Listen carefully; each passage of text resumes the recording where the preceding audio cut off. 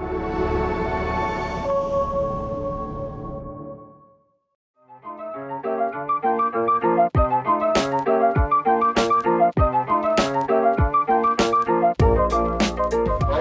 everyone to Unpunched. I'm here with Adam Wyse. He's the winner of an Ion Award for Best Light Game, the Golden Arbutus Award, creator of such hits as Guerrilla Marketing, Mask of the Red Death, and Head of Household, and co-developing the upcoming Skyrise.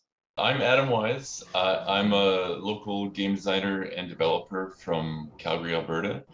I work in the board game industry full-time now. I work for Roxley Games, and I've designed a few minorly popular games a few years ago. Guerrilla Marketing, Mask of the Red Death being the most popular ones, but also Head of Household and Poetry Slam. Question, where did your board game design journey begin? I feel it was about a decade ago at this point, where I think the first modern board game I played that really got me interested in these types of games was Catan. My brother got it and invited us over to play some games, and I was kind of blown away, like a lot of people are, playing a modern game and seeing the kinds of things that were possible and experiencing mechanics that you'd never seen before and stuff like that. So I quickly, I assume, got onto Reddit or something, board games group, just to like check into what else am I missing out on? What other games should I play right now? One of the early ones that I discovered was Space Alert, and that's still one of my most favorite games. We got together to play it regularly and got to be a really cohesive space crew. And it really kindled this love of games. I started building my collection, and then I was working as an engineer at the time, a software engineer. So I was designing things during the day. And I started thinking about how I would go about designing a board game, like what I'd want to see or what I would want to play, something that didn't exist or to my knowledge didn't exist. And then started tinkering around from there. That was my entry into game design. Do you find that there was skills that you could use in your software engineering career to transition into game designing? Yeah, I feel I have a really good math background. I like and being able to visualize how something's going to work in my head very well before actually needing to go ahead and test it. And I feel those are skills that I developed through software. And yeah, really were an asset in game design as well. Was there a group that you kind of joined up with to start, working on ideas and stuff like that? Early on, there was a group I came across when I attended my first FallCon, which is the local Calgary board game convention. I didn't know there was a designer group in the city at all, but I came across Paul Saxberg running a demo table and a bunch of designers showing off their games. And me and my wife and my sister had gone to FallCon. We're blown away by the game library and all the people enjoying these games and everything. And I had brought one of my prototypes that I had only played with family and friends to that point, Mask of the Red Death. And I came across this designer group and this designer table, and everyone was very welcoming and wonderful. And it was nice to play some other people's games and then get mine on the table as well. And from that point, I started, I think it was the very next week after FallCon, started joining the weekly designer meetups at the local store, the Sentry Box, to get my game in front of other designers and get good solid feedback week to week, and having that week to iterate your game and then bring it back and try the new changes with other people who are doing the same iterative process was really, really useful. And that was a great start in my design process. Nice. What do you enjoy most about that playtesting kind of environment? Is there things that were really good that came out of that? That playtesting environment with working with a bunch of other designers, it's really useful because people learn to not hold back. It's quite easy when you're playing with family and friends to get the feedback. Oh, this is amazing. This is wonderful. Everything's positive. And it's harder to get critical feedback. But when you're playing with other designers who are all looking to improve each other's games, you set your ego at the door, or you try to, and take feedback as a positive thing, even when the feedback is negative, because everyone's going towards that same goal of improving your game. And I think a designer group like that is really useful for being harsh and critical when it needs to be harsh and critical. I guess, what do you think that people should support local game designers on their journey? What do you think is important about that? It's really neat to have creators building things locally, and most people that discover that there is a game design community really are really intrigued by it.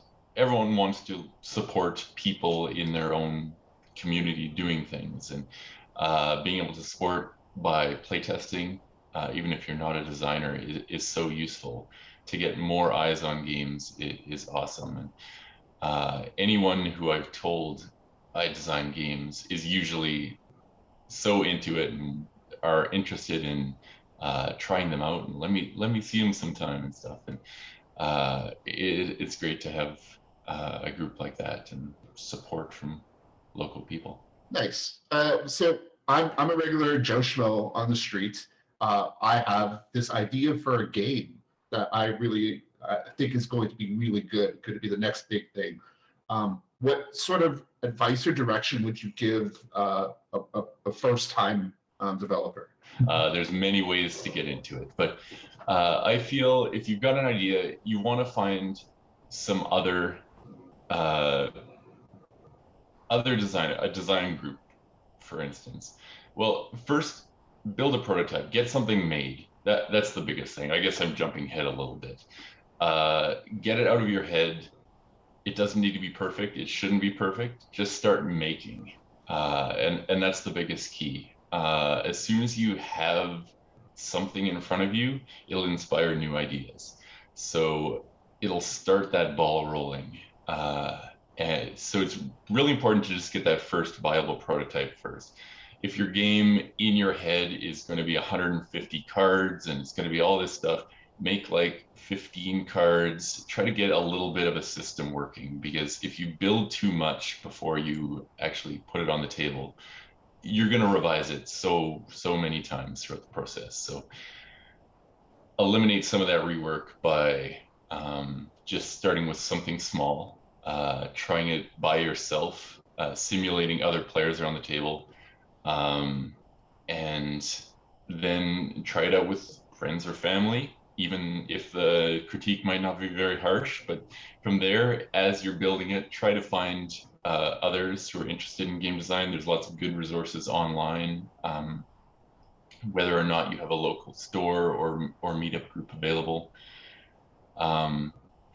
The next step I took from there, generally, once I felt I had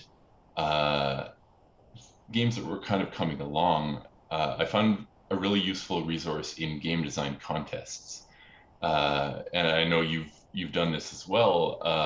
It's things like the Canadian Game Design Award, the Ion Award. It really gives you a couple things. One of them being a time limit, where you have to submit your game to this contest by this particular time. So you have a structure to when you need to get things to a certain point. you kind of need to sell or pitch your game a little bit, oftentimes with a sell sheet or a little explanation video. So you get good at like teaching your game and explaining what's interesting about it.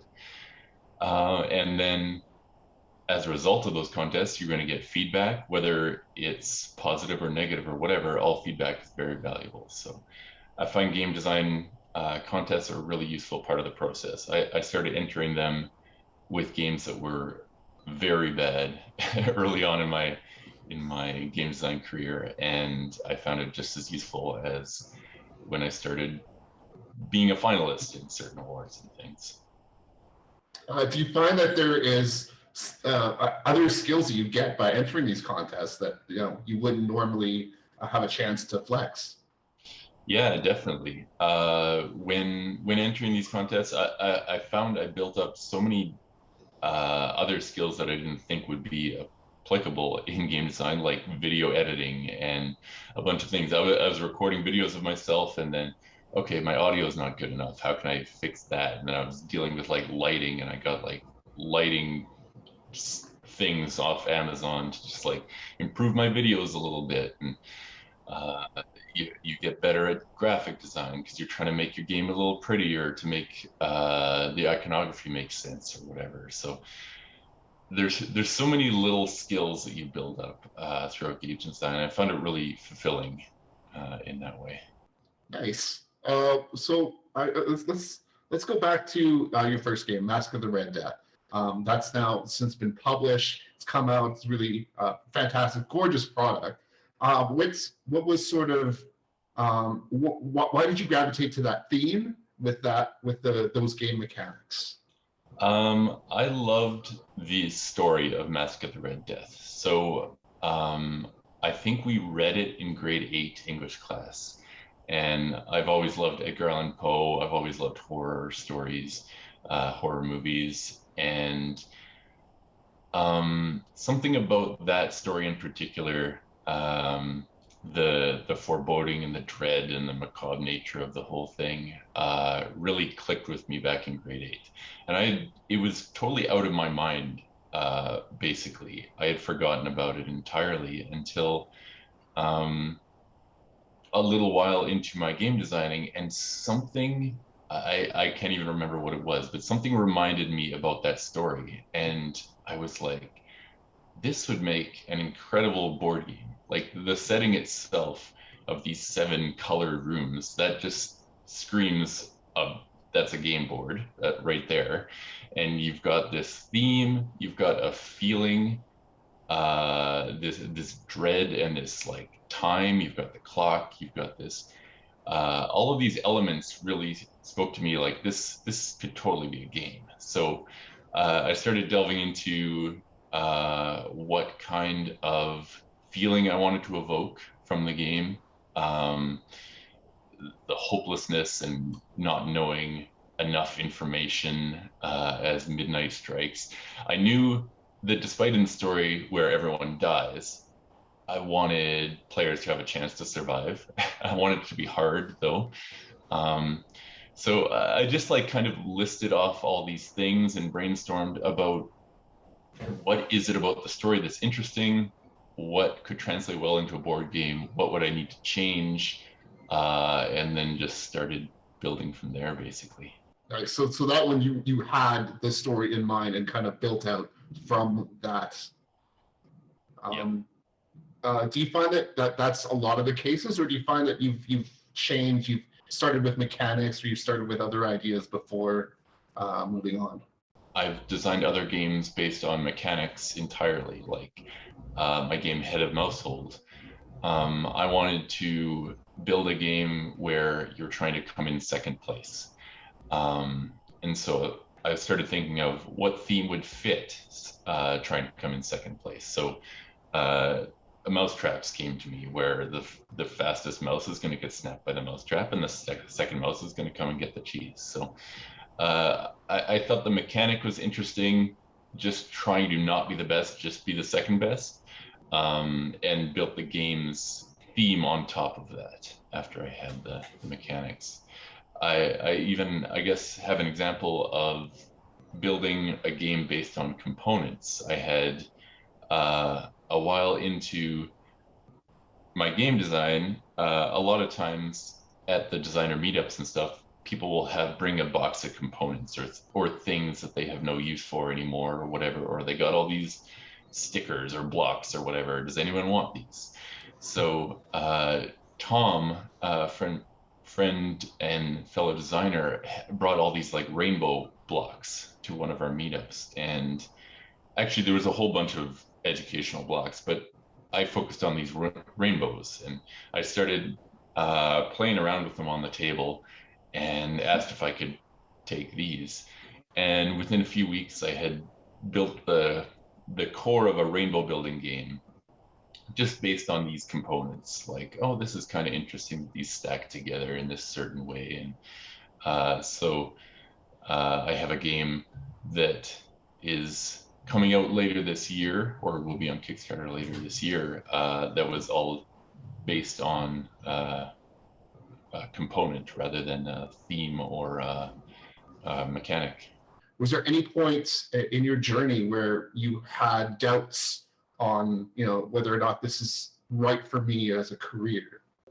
Definitely. I had no idea that this would ever become a career, for one thing.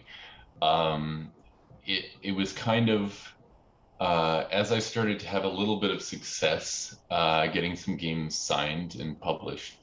I knew that there's not much money in it from a designer unless you have an enormous hit. So I was not expecting to ever be working in the board game tabletop industry, but eventually I was laid off. So from an engineering job, and me and my wife had been talking about the possibility of what if we downsized our house and we're able to live off her income alone, and would that be a feasible thing if I were to transition maybe to trying this game design thing a little more seriously. And then as we were like partway through the process, we had downsized our house and done a bunch of preparation towards it. I'm laid off. And what we were kind of working towards doing in maybe half a year or a year later was suddenly like, okay, do I do this right now? So I kind of jumped right into it. It didn't last too long because we very quickly were like, I don't know if we got stressed out about money, basically. So fortunately for me, around that time, Gavin Brown of Roxley Games was looking to grow his business, and I'd known him from the designer meetups and from FalCon a little bit.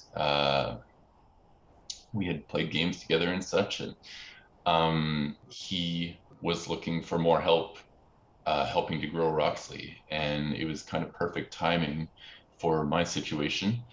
And so we got in touch and started working out details, and he hired me on for Roxley. So now I'm doing logistics and board game design full time. Right. I guess let's talk about Skyrise coming up. Can you tell us a little bit about that game? Yeah, so Skyrise is a game we've been developing at Roxley for a few years now. It's been a long process. It is based on a game called Metropolis by Sebastian Pachon. And it's a spatial auction game at its core, basically. You have a bunch of buildings of various heights with numbers on the bottom, and you're placing these buildings as bids, with the number on the bottom being their bid value, into neighborhoods. And so there'll be a chain of bids. If I bid my 25, you could bid higher into an adjacent neighborhood. And someone could bid higher as we go around. Eventually, everyone's going to pass, and only one of the winning bid is going to be constructed and flipped over, and all the other buildings come back. So it's got this really interesting spatial auction, because you're not only outbidding people by numbers, but the bids need to be placed in locations that are adjacent to the most recent bid. So that core mechanic from Metropolis was really interesting when it had been one of Gavin's favorite games, or at least a game that really intrigued him from the past that he had played. So he got in touch and got the rights, signed the game, and got the rights to be able to develop it further. So in a similar way that Roxley had done to Brass Birmingham, taking that core brass system and building a bunch of new mechanics and new systems around it, using that interesting core. We're doing the same with Skyrise, taking what we love and adding other things that we find interesting. And we've been iterating it for a long time now. It's looking really beautiful. It's one of the first, I guess, the first Roxley game that has, well, Dice Throne had miniatures, but this has lots of little miniature buildings, and the 3D models of the islands that you're building on are just amazing. It looks awesome. I can't wait. It's going to be on Kickstarter later this month, and I can't wait to see the reception. That's awesome. I'm really excited to see that one go through the roof. You're talking about remaking a lot of classic games, and you've Roxy had Brass and now this. Do you feel like there's still a treasure trove of classic games that need to get that update and remade? Definitely. There's so many great games that have been made throughout the years, and I find so much value in going back and playing older things. It can't always be about the newest, shiniest new game out there. I like being able to replay the games in my collection and going back to older things. And there's a lot of brilliant stuff that's been done, especially in a time when the production values and the graphic design and a lot of other things were kind of not where they are now. I feel games these days have to have a lot more polish to be able to be noticed in this vast sea of many releases. If you release Carcassonne today and no one knew anything about it, with that older style of art and just like simpler game, even though it's such a brilliant game, it probably wouldn't get noticed. Yeah, that's sort of a great way to kind of let people experience that game, a second time for people who are new to gaming.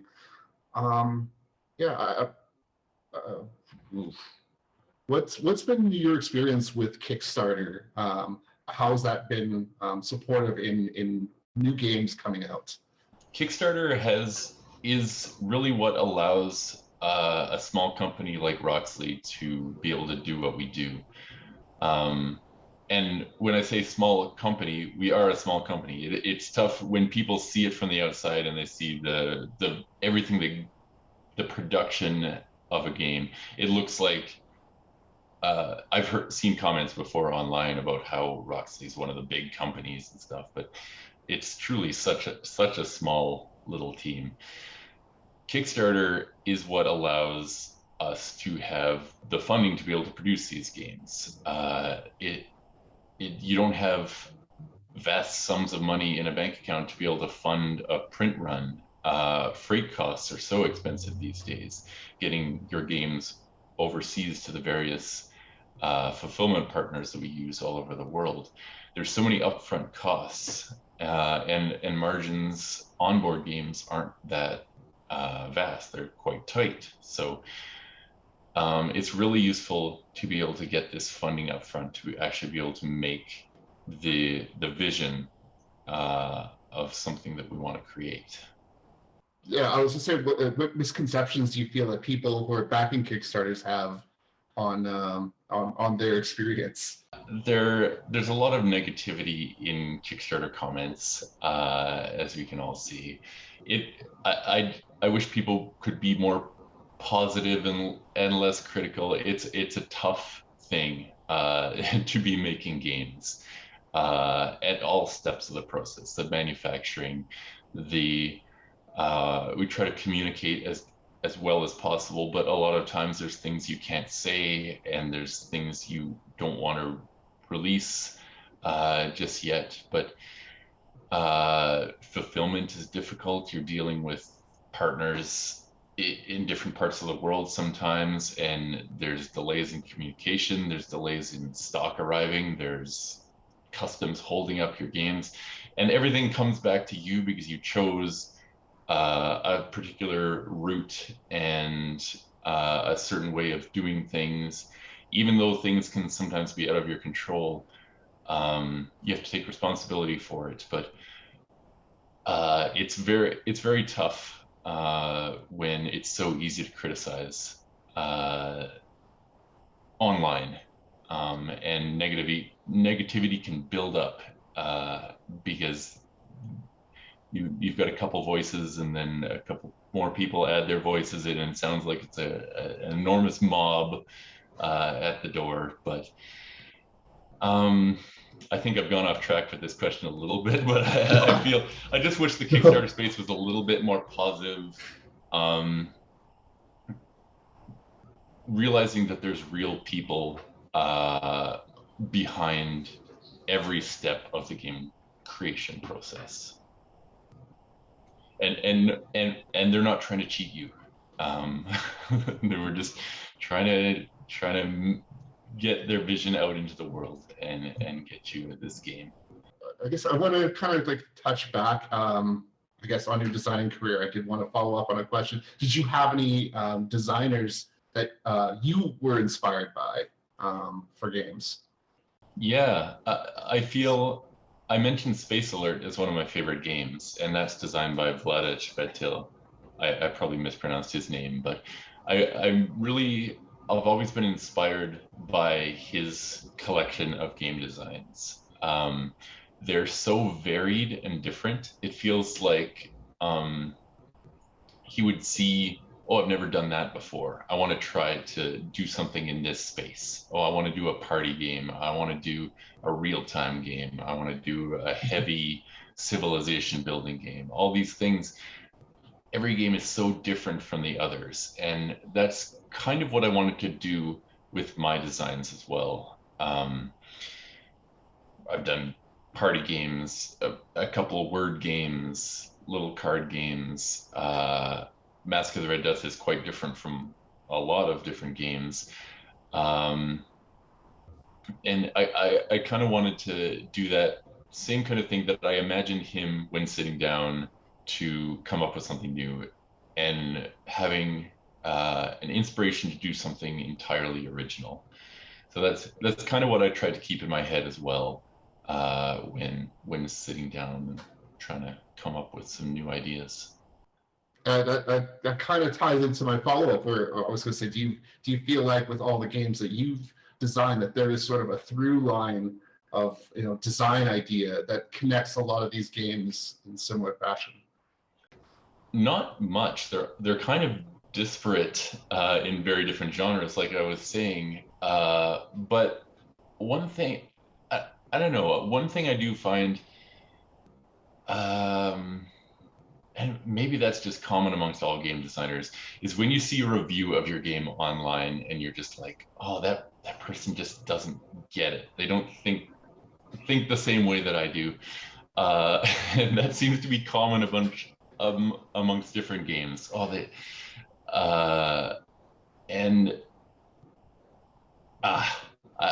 don't know what I'm saying exactly. I don't know if there is much of a through line other than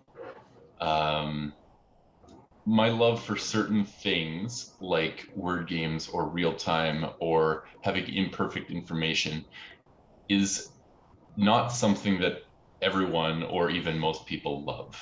I think my taste in games is maybe different from the norm to such a way that maybe my games are less popular because they're different from the norm a little bit too. I guess let's talk about the future of game design. Where do you see game design moving going forward? And you had mentioned a Tabletop Simulator, an online platform where people can get together to play games, has been kind of lighting up. Do you feel like there is room for growth in that space, or do you feel like the conventional space where it's at can still be improved upon? Yeah, when it comes to the future in game design, I do feel that tools like Tabletop Simulator are very important going forward. It just makes the iterative process so much faster. But I don't think it'll ever leave behind being able to create a physical prototype, being able to bring it to conventions and pitch it in person. I feel that's very important because we're making physical products after all. So eventually, at some point, these things are going to be made. So there's certain aspects. There's a lot in a physical prototype that you don't get when you're playing online. There is the tactile sensations of dice, the sounds of pieces clicking together. Things like the bag of tiles in Azul, being able to like reach through the bag and have them all clicking and draw some out and put them on the factory displays is such a neat tactile sensation that if you were playing Azul just digitally, you don't get that at all. There's a lot of magic that happens at a table, not only from the components but from the interactions with other players across the table as well. It's quite different being in person and being with people rather than just maybe being on a Zoom call, maybe just being text chat in a digital playtest. But yeah, there's definitely both the physical and the digital playtesting will never go away. They each have a useful space going forward, I feel. Yeah, I don't think I've played a game of Catan where I didn't organize or stack the pieces specifically, playing my own little mini game while people are deciding whether or not to trade their sheep. Yeah. Exactly. Yeah, there's so many little aspects in a board game that you lose when you go onto a digital space. It's really really the heart of a lot of the games that we play. Mm-hmm. Yeah, I guess where can people find out more about the games that you're working on? I suppose the best spot would probably be my Board Game Geek page. Whenever I have a new design or whatever that's linked through Board Game Geek. Board Game Geek is a really great resource, great website for that. I don't have a personal web page or anything, but because I work for Roxley, any game that we put out, I'll have some hand in. I do a lot of the rule books these days, at least the core of it. I have a lot of help and people providing input, but anything Roxley, so roxley.com, I'll be involved in all that kind of stuff, but my board game page as well. That's awesome. Thank you so much, Adam Wyse, for your time. I appreciate it, and it's been great chatting with you about all the games that we love. Yeah, thank you. Thanks so much for having me.